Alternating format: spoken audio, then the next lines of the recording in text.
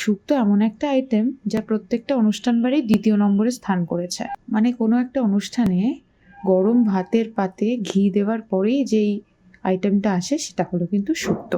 হ্যাঁ, বিয়ে বাড়িতে না হোক কিন্তু বিভিন্ন অনুষ্ঠানে কিন্তু হয়েই থাকে। এবার শুক্তো করা লোকে ভাবে অনেক ঝামেলা, কিন্তু একদমই না। আজ কিন্তু শুক্তো একদম সিম্পল ওয়েতে রান্না করা আমি দেখাবো। তবে আজকে আমি নই, আমার মা রান্না করে দেখাবে। Hello everyone, welcome to my channel, to our new blog. আশা করি সকলে খুব ভালো আছো, সুস্থ আছো। সো চলো রেসিপিটা স্টার্ট করা যাক। তো আজকে কি রান্না হচ্ছে এগুলো? আজকে শুক্তো করব বাবা একটা। এটা উচ্ছে কেটে নিয়েছি, এখানে বড়ি আছে ভাজবো, এখানে আলু আছে, কাঁচকলা আছে, বেগুন আছে, পেঁপে আছে, শিম আছে। এগুলোকে কি ফ্রাই করে নিতে হবে আগে? আমি তোমায় বলছি, দেখাচ্ছি। এগুলো একটা একটা করে ফ্রাই করে নিয়ে তারপরে তোমার উচ্ছেটাকে আগে ভাজবো, তারপরে বড়িটাকে ভাজবো, তারপরে বেগুনটাকে ভাজবো, তো ভেজে নিই। এরপরে পুরো রান্নার ভিডিওটা দেখো, আমি আস্তে আস্তে করে বলছি।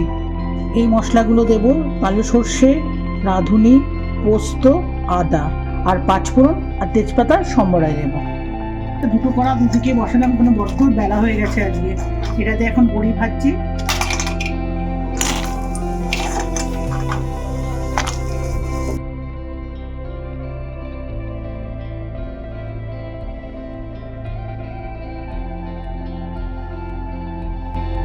বড়িগুলো উঠিয়ে নেব।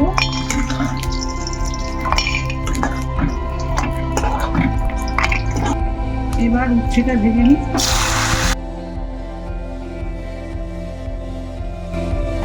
এটাতে আমি আগে বেগুনগুলো ভেজে নিই।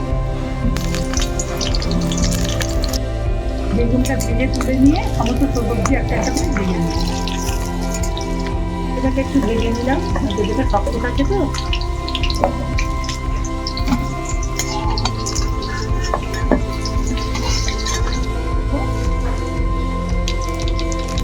দুটো তেজপাতা দেবো, পাঁচফোড়ন আর তেজপাতা দেওয়া হয়ে গেল। এবার আলুগুলোকে ছেড়ে দেবো।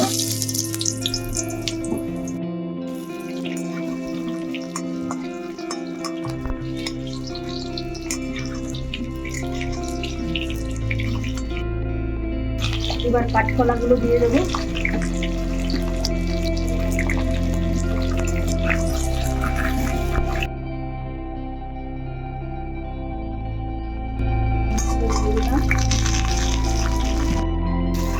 ভেজে নেব, ভেজে নিয়ে মশলাটা দেবো।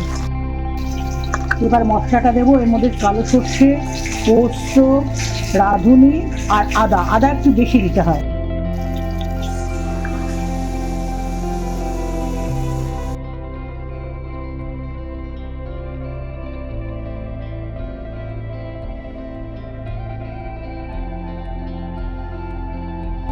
মশলা ধোয়া জলটা বাটিতে ওটা ঢেলে দিলাম, একটু কষে নেব, তারপরে নুন মিষ্টি দেব।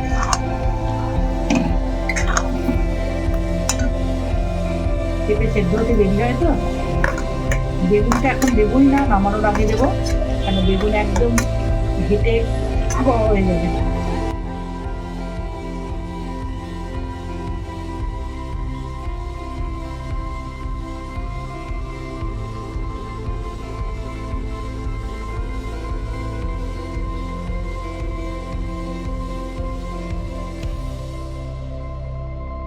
হাফ দুধ আর হাফ জল দিলাম, নামানোর সময় দুধটা বেশি করে দিয়ে নামাবো।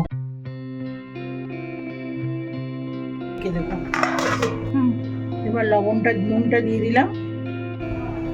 মিষ্টিটার ব্যাপারটা হচ্ছে, আমার বাড়িতে সুগার পেশেন্ট, যার জন্য সুগার চিনিটা আমি দিই না রান্নায়। এই সুগার ফ্রি গোল্ডটা আমি দিই রান্নায়। আর এটা নামানোর আগে দেবো, তখন ঘি আর দুধ দিয়ে সুগার ফ্রি গোল্ডটা দিয়ে নামিয়ে নেবো। তার মতো নুন দিলাম। উচ্ছে, বেগুন আর বড়ি একসাথে দিয়ে দেবো। বেগুনগুলোকে বেশি ফোটাবো না, বেগুনগুলো ভাজা আছে, গলে যাবে। উচ্ছেটাকে বেশি ফোটালে পর তেতো হয়ে যায় তো, আর বড়িগুলো বেশ মচমচে থাকুক। এবার আমি মিষ্টি দেবো, দুধ দেবো।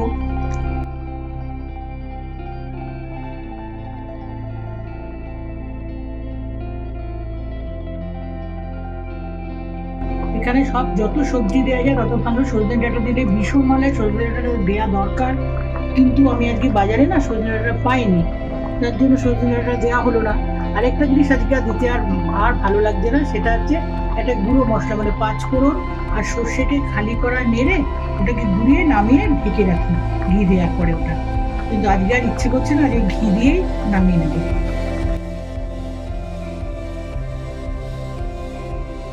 ব্যাস তৈরি হয়ে গেল আমার শুক্তো। সো গাইজ, আজকের এই রেসিপিটাই তোমাদের জন্য তুলে ধরলাম। কমেন্ট করে জানিও কার কার শুক্তো খুব ফেভারিট। আর শুক্তো তো প্রত্যেকটা অনুষ্ঠান বাড়িতে হয়ে থাকে। যাদের চটজলদি শুক্তো বানানো হচ্ছে, এরমভাবে বানাতেই পারো, বানিয়ে খেয়ে দেখতেই পারো। আর হ্যাঁ, আমায় কমেন্ট করতে ভুলো না। আজকে অবধি রাখলাম, আবার নেক্সট ভিডিওতে খুব তাড়াতাড়ি দেখা হচ্ছে। প্লিজ যারা চ্যানেলটা সাবস্ক্রাইব করোনি করে দাও, আর প্লিজ লাইক করে দিও একটা।